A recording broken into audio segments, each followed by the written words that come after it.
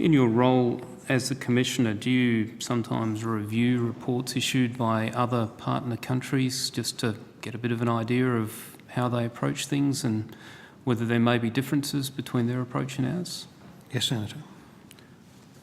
Did you happen to have looked at the Indonesian report from 6th of November 2008 into a Dornier aircraft that had its undercarriage collapse after a heavy landing? No, that's not one that I can recall having looked at, Senator. That's fine. I merely raised that to highlight the point that my understanding is that the ATSB actually spent some time instructing and supporting and helping the Indonesian government in terms of their ability to conduct aviation accidents. That's correct, Senator. And as I look at the scope of the report, that whilst it was fairly clear from their examination that in this case it was pilot error in terms of a fast approach, inappropriate crew interaction and other things, that they were quite good and very brief, but quite good in highlighting that things like the runway and safety area, airport facilities, oversight, level of compliance weren't up to speed. They were quite blunt about making those observations around other government agencies and around the recommendations that then flowed in the report to those other agencies and the operator that can then clearly be tracked. Do you have any concerns that nations who we have taught, if you like, or helped and instructed in how to provide reports, and I note the Air France one looking at the A330 that had the icing problem, as I look at EMS accidents in the USA, all of them appear to take the same basic analysis model that you've started with, but put quite clear emphasis on organisational factors that you're saying, even having looked at the Chambers report, are not applicable. Does that concern you at all that we seem to be out of step with our near neighbours as well as probably the world leaders in aviation? My only comment, Senator, and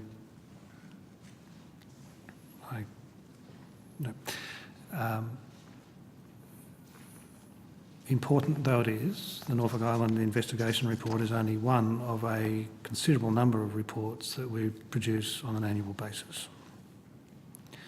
In each investigation that results in those reports, we have an assessment as to scope, taking account of a range of factors.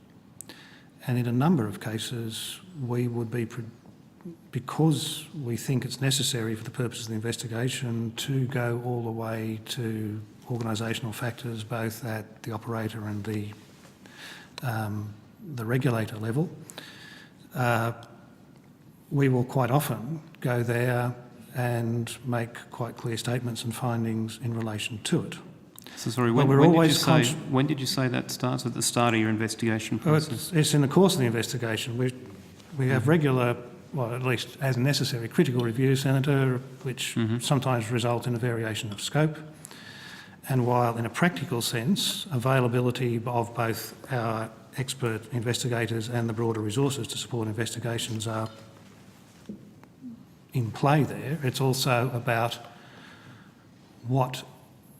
does it appear that organisational factors have had an influence in this area, and if the evidence is sitting there in the course of the investigation, we will go there. And there's a whole range of reports I could draw your attention to where we clearly have done that.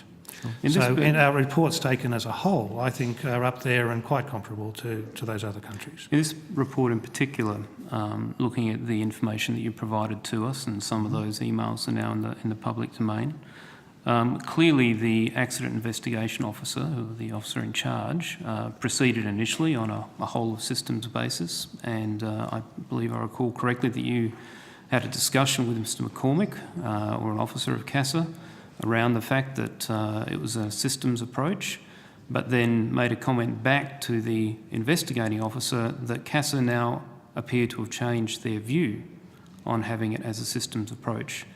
And not long after that, the ATSB approach seemed to have scoped out all of the organisational factors. Can you offer an explanation to the committee as to, if you had that initial review, if you started off as ATSB saying this is best practice, we're going to look at all the organisational factors, why that then changed and the scope reduced?